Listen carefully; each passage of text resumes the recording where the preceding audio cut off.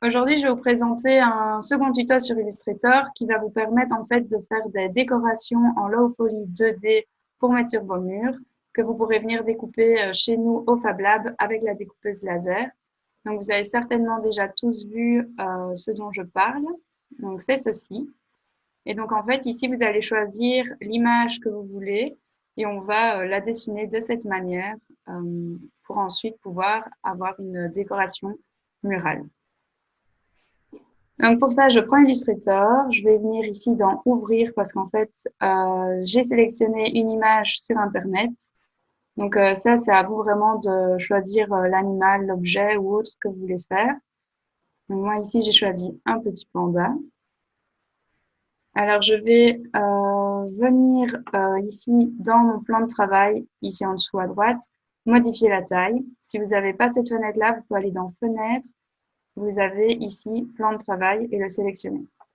Donc, une fois qu'il apparaît, vous venez ici à droite sur la feuille et vous venez donner la dimension que vous voulez. Alors, moi, je vais prendre la taille de notre découpeuse laser actuelle qui est de 600 par 300 et je fais OK. Je viens sélectionner avec ma flèche noire mon image. Je maintiens le Shift et je la réduis pour ne pas la déformer. Et je viens la placer sur ma feuille. Alors, je rappelle, pour zoomer, c'est Alt et la roulette. Donc, ça zoome chaque fois que vous mettez votre flèche. Pour aller de gauche à droite, c'est CTRL, roulette. Et pour aller de haut en bas, c'est roulette toute seule. Alors, une fois que votre image est placée sur votre plan de travail, il va falloir la bloquer. Donc, pour ça, on doit aller dans l'option Calque. Donc, si vous ne l'avez pas, de nouveau, vous allez dans Fenêtre et vous cochez Calque. Donc, ici, à côté de l'œil, on va cliquer et ça va verrouiller en fait ce calque-ci. Et donc, on ne pourra plus toucher à l'image. Si vous cliquez sur l'œil, ça fait apparaître et disparaître le calque. Donc ici, pour dessiner au-dessus de ce calque-ci qui est verrouillé, on va créer un nouveau calque. Donc ici, il y a la petite icône Nouveau calque. Vous cliquez dessus. Et donc là, c'est bien le deuxième calque qui est sélectionné et qui n'est pas verrouillé. Donc on va pouvoir venir dessiner au-dessus de l'image. Alors pour réaliser cet exercice, on va utiliser principalement l'outil Plume. Et je vous montrerai d'autres outils aussi. Si par exemple, vous n'avez pas la même disposition que moi dans les icônes, vous pouvez aller dans Fenêtre, dans Espace de travail et cocher les indispensables classiques. Donc, on va principalement utiliser l'outil Plume. Donc, je rappelle que l'outil Plume, ça permet de pouvoir dessiner de manière libre des courbes, des droites et de les modifier facilement avec la flèche blanche en modifiant les courbes, la position des points d'ancrage ou des droites, et donc d'arriver vraiment au résultat souhaité. Donc, si vous n'avez pas l'outil Plume classique, vous pouvez maintenir le clic gauche dessus et vous verrez ici tous les autres outils Plume. Donc, vous cliquez bien sur l'outil Plume classique. Alors, comment on va procéder? Tout d'abord, on va dessiner qu'une partie du panda, donc la moitié gauche par exemple, et ensuite faire une symétrie. De là, on verra si le rendu donne bien, parce que des fois, on a l'impression que le dessin est bien fait, mais en symétrie, on se rend compte qu'il y a des choses qui vont un peu moins bien. Donc, on va d'abord travailler comme ça, supprimer la partie non modifiée et refaire une symétrie. Donc, en général, quand je fais cet exercice-là, je commence toujours par le nez, les yeux, la bouche et les oreilles qui vont me servir en fait de base pour mon dessin. Et dans ce cas-ci, vu que c'est un panda et que je vais un peu accentuer ça et bien séparer ses oreilles de son nez et sa bouche, je les noircirai pour avoir un petit effet plus contrastant que juste des lignes. Donc, vous pouvez donc zoomer un peu si vous le souhaitez avec Alt roulette et venir donc bien essayer de créer des angles. Alors ici, ça se met en blanc et les traits, eux, ne sont pas marqués. Donc, je viens ici sur mon outil, à mettre en avant le carré plein et sélectionner ici l'outil sans remplissage. Cliquez une fois sur le bord pour que ce soit lui qui apparaisse et venir cliquer sur une couleur plus vive qui se verra plus, donc, du jaune par exemple. Je Je peux aussi double-cliquer dessus et venir modifier. Donc voilà, comme ça, je vois bien mon panda. Alors, je reprends l'outil plume et je vais venir fermer mon oreille. Donc là, pour être sûr d'être bien sur le point d'ancrage, vous mettez votre plume dessus et vous verrez point d'ancrage. Donc, vous devez cliquer pour vous réattacher. Et ici, vous verrez un rond qui apparaît, c'est pour fermer. Donc là, ma forme, elle est fermée. J'ai oublié de repréciser, mais si vous ne savez pas comment utiliser la plume, pour faire des droites, il suffit de cliquer où vous voulez, lâchez le clic. Et là, vous avez une droite que vous venez recliquer pour la figer. Et ainsi de suite. Ici, on ne va pas utiliser les courbes vu que l'objectif est de créer un effet low poly. Donc, une fois que votre oreille est faite, vous faites pareil pour les yeux.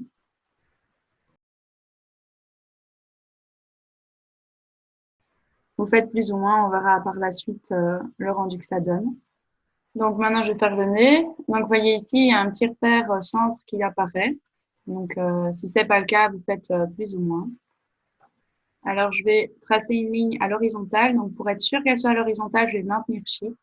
Donc, si vous avez suivi la première vidéo, vous verrez qu'en maintenant Shift, ça permet d'avoir des lignes bien à l'horizontale, à la verticale ou à 45 degrés. Et donc, je continue.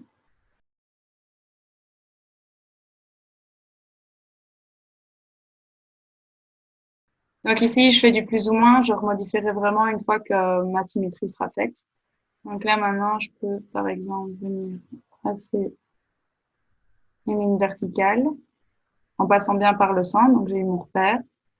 Et en maintenant le Shift.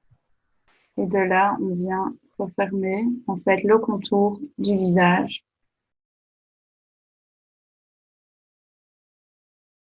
Donc voilà, une fois que j'ai mes yeux, mon nez, ma bouche et le contour du visage, on va pouvoir faire le remplissage, entre guillemets. Ici, je prends, donc par exemple, chaque fois une extrémité et je les rejoins. Je tends comme ça mes lignes.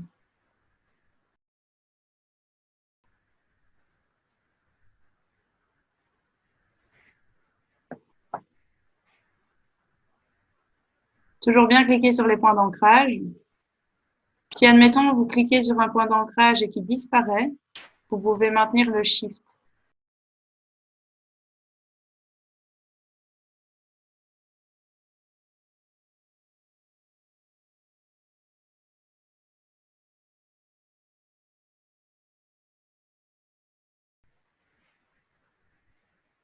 Voilà, ici, vous voyez, mon point s'est retiré, donc je fais CTRL Z.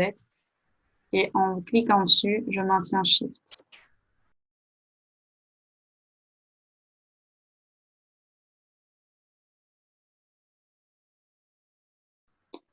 Toujours bien cliquer sur les points d'ancrage pour vraiment venir aux bonnes intersections. Si vous n'êtes pas satisfait, vous pouvez prendre la flèche et supprimer.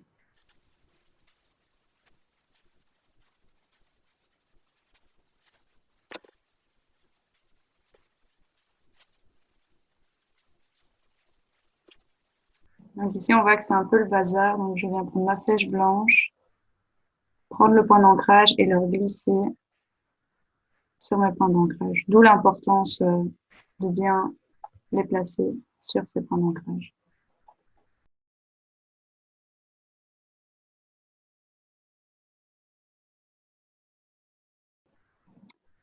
Pour déjà avoir une meilleure idée de ce que j'ai fait, je vais resélectionner mes oreilles, mes yeux, mon nez et ma bouche. Donc, pour faire une sélection multiple, on maintient Shift et on utilise la flèche noire. Ensuite, je viens ici mettre 100. Ensuite, je viens mettre le contour en noir et je reclique sur le fond pour le remettre en avant et mettre noir aussi. Je peux en profiter aussi pour donc mettre tous mes autres traits en noir. Donc là, hop, je remets le contour en avant et je sélectionne noir. Alors, je peux déjà venir ici masquer mon image pour voir un peu le rendu que ça donne. Donc ici, c'est pas trop mal. Par ici, je vois qu'il y a un petit souci, donc je reprends ma flèche blanche Je reviens repositionner mon point d'ancrage. Donc après, comme je disais, souvent, ça a l'air pas trop mal comme ça, mais une fois qu'on fait le miroir, c'est pas top top. Donc là, je vais laisser masquer mon panda. Et je vais tout sélectionner avec ma flèche noire. Je vais faire un clic droit, venir dans transformation et faire un miroir. Donc ici, je fais un miroir vertical, donc à 90 degrés. Et je fais une copie. Donc je viens la glisser. Et hop.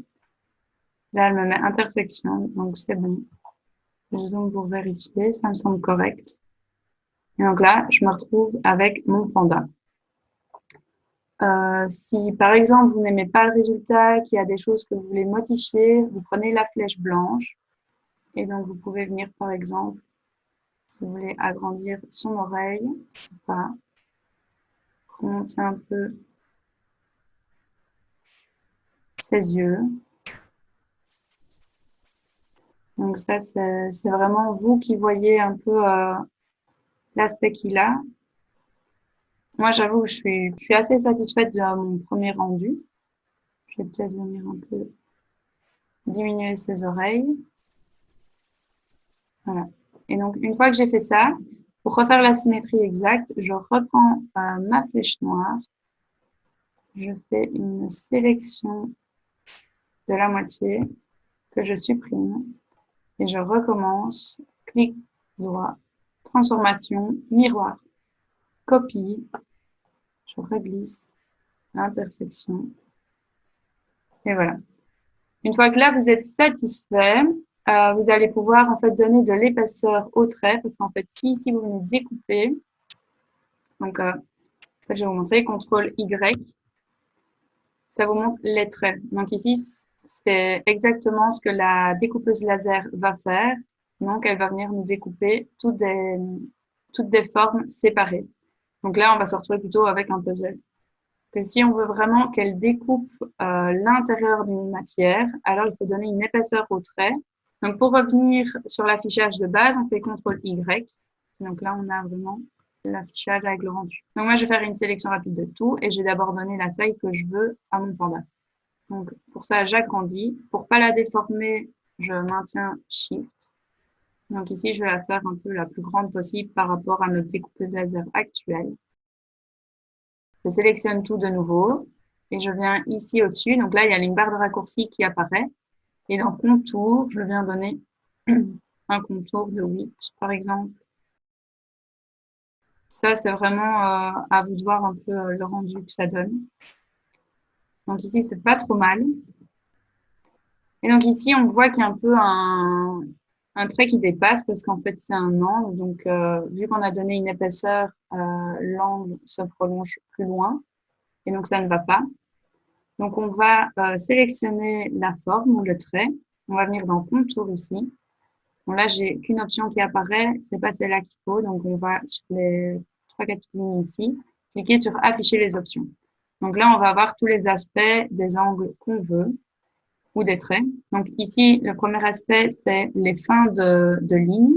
Et le deuxième, c'est l'aspect des angles. Donc ici, il est pointu. Moi, on peut soit l'arrondir ou le casser. Donc tant que la pointe ne dépasse plus, que ce soit l'un ou l'autre, c'est bon. Et vous pouvez faire ça pour tout le reste.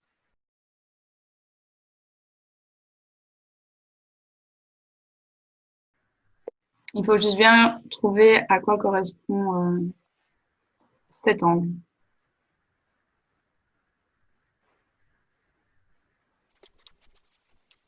Donc voilà, ici, moi, je suis satisfaite de mon rendu. Et donc, pour passer sur la découpeuse laser, en fait, il faudrait que le laser passe ici, donc à l'intérieur des formes, et puis fasse tout le contour.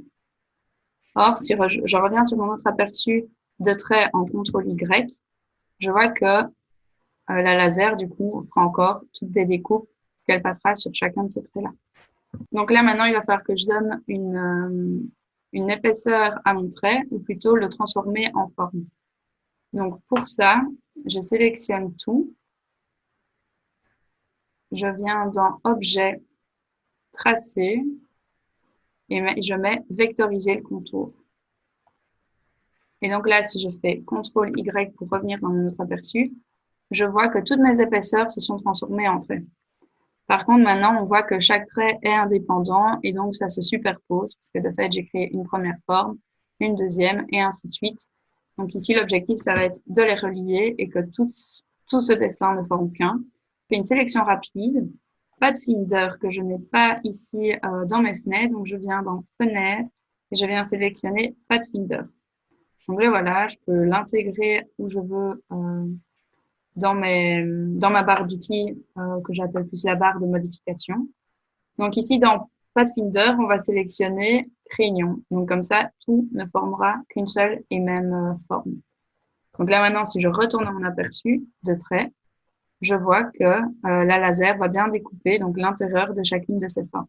Donc voilà, ça c'est le rendu final de votre décoration murale. Ça peut être sympa d'offrir ça comme cadeau ou simplement personnaliser un peu plus votre intérieur avec des techniques assez simples qui, en plus de ça, se fait très facilement avec notre découpeuse laser. Malheureusement, actuellement, il n'y a pas de possibilité d'utiliser le Fab Lab, mais vous pouvez toujours les imprimer, par exemple. Voilà, soit vous l'imprimez ici en couleur, en modifiant la couleur de fond, ou alors vous pouvez modifier la couleur de fond et donner une couleur à l'intérieur de chaque triangle. Donc pour ça, comment on fait? On sélectionne notre forme, on va dans Objet, Peinture dynamique, Créer. Donc là maintenant, chaque forme a été créée individuellement et on va pouvoir venir la remplir avec l'outil ici, qui est Outil sélection de peinture dynamique. Si ce n'est pas le cas, vous pouvez appuyer longtemps et vous verrez le menu déroulant qui s'ouvre et vous pouvez sélectionner le bon outil. Une fois que cet outil-là est sélectionné, il suffit de venir se placer à l'intérieur de la forme souhaitée et venir ici modifier sa couleur et ainsi de suite.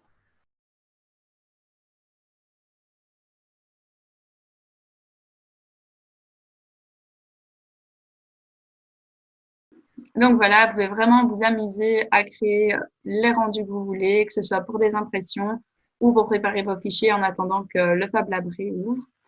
Si vous avez des questions, laissez-les en commentaire. Si vous avez des suggestions, pareil. Et faut savoir que je ferai le même tuto sur le logiciel gratuit Inkscape pour ceux qui n'auraient pas Illustrator. Ce sera pour la semaine prochaine et d'ici là, prenez soin de vous. Salut!